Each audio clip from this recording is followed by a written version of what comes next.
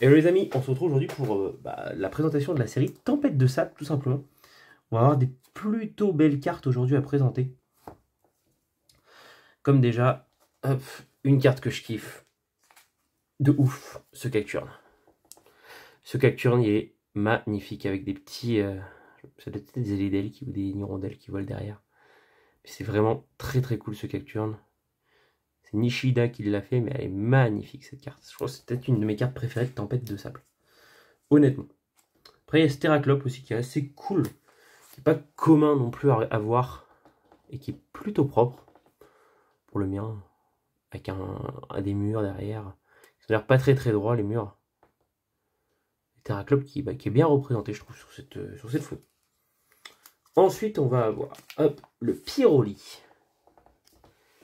Pyroli, en fait, elle est quand même très basique cette carte. Je trouve rien d'extraordinaire dessus.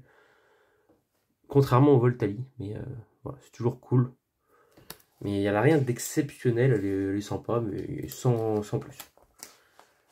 Voltali, par contre, ça c'est une bête de carte. Hein. Là, ça c'est une très très belle carte. Encore Nishida, ouais. En fait, j'aime beaucoup Nishida, ce que cette personne fait. Je m'attarde jamais trop sur les illustrateurs ou quoi que ce soit, mais là, c'est le moment où est-ce qu'on peut vraiment s'attarder un peu dessus. Tac, le Ludicolo, que j'aime beaucoup. Camilla, ok. Comia, oui c'est Comia. J'ai tout le temps Rico Master le dire. Alors celle-ci, ce que j'aime beaucoup, c'est qu'il y a la famille derrière, il y a de l'Ombre et Nenupio, et il y a également un beau décor en fait qui fait vraiment un peu animé, et c'est vraiment super sympa. Le Ludicolo, il est vraiment cool.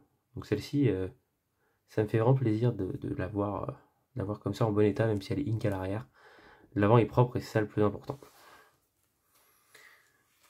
Hop, après c'est les rocks, Solar Rock, c'est un peu basique. C'est l'hyper, qui est sympa à montrer. C'est hyper, c'est aussi une très très belle carte avec le mangriffe du coup derrière. En fait, c'est ce mangriffe là qui est derrière en traître. Voilà, ça c'est très très cool. Ces deux belles cartes. Ce sont les ennemis purs, c'est l'hyper mangriffe, c'est deux ennemis de la vraie vie. C'est très très cool. Tac. Hop, parfait. On a le Mentali aussi qui est super sympa. Ici après, elle est sympa, mais on voit pas assez son visage, je trouve, honnêtement. C'est dommage. C'est pas, voilà. Noctali, par contre, est beaucoup plus sympa que le Mentali. Ça, c'est une certitude.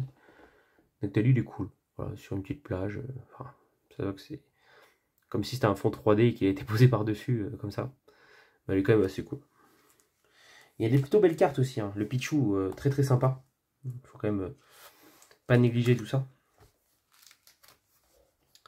Ensuite, on a plusieurs Lilia, des choses comme ça. Il n'y a pas de carte qui me transcende, peut-être à part le Cornèbre, ici, qui est vraiment très très cool. Ce Cornèbre, c'est Arita qui l'a fait. Moi, je la trouve très réussie, cette illustration de Cornèbre. Honnêtement, elle est vraiment vraiment pas mal. C'est vraiment la carte, je pense, de la page qui me transcende le plus. Et après, hop, on va tourner. Est-ce qu'il y a une carte qui me transcende? Ce Skelenox, j'aime beaucoup. Ninupio aussi, j'aime bien. Il n'y a pas de carte non plus gros coup de cœur. Ici, tac tac tac, est-ce qu'il y a une carte vraiment énorme coup de cœur? Peut-être ce Kraknoa, qui est plutôt cool en vrai de vrai. Et Pikachu, il est basique en soi, il n'y a rien d'extraordinaire. Et par contre, là, on arrive sur du lourd. Déjà, hop, ce magnifique Ptera de Koike. Ok, c'est Koike qui l'a fait celui-ci. Il est magnifique. Donc, il est vraiment bien présenté. Après, il est vert, donc c'est quand même assez bizarre cette. Je pense que c'est fait exprès, hein, forcément, mais il est pas des bonnes couleurs, mais il est très très cool en soi. Tac, ensuite on va avoir ce petit Galeking X également de Tempête de Sable. Donc ça, il est vraiment très très cool aussi. C'est plus le Galeking posé comme ça, mais c'est toujours très très cool de l'avoir, honnêtement. Garde-voir, qui a ce côté vraiment un peu plus mystique, hein, forcément, vu que c'est une Pokémon de type Psy. Voilà. L'ex n'a rien d'exceptionnel non plus. Comme ce Kabutops. Voilà, je trouve qu'elle est bien représentée, mais elle a rien de transcendant en fait. C'est vraiment même délire que le Ptera pour le fond. C'est le même délire. Mais voilà, elle a rien d'exceptionnel. Voilà. Mais ça va.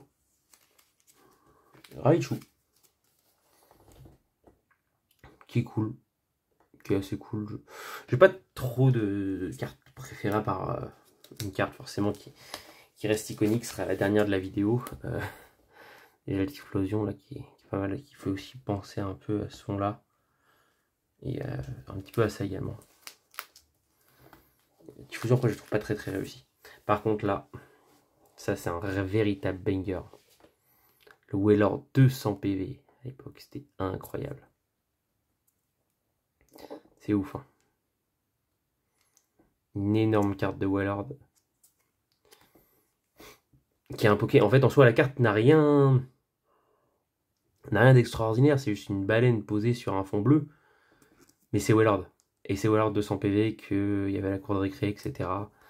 C'est la plus belle ex de Tempête de Sable, je pense. Hein, honnêtement, il n'y a pas de... Moi, je pense pour moi, c'est vraiment la plus belle ex de Tempête de Sable. Voilà, donc on se retrouve demain, les gars, pour la suite et regarder le full set de Dragon. Donc n'hésitez pas à vous abonner et puis on like la vidéo. Merci à tous d'avoir suivi.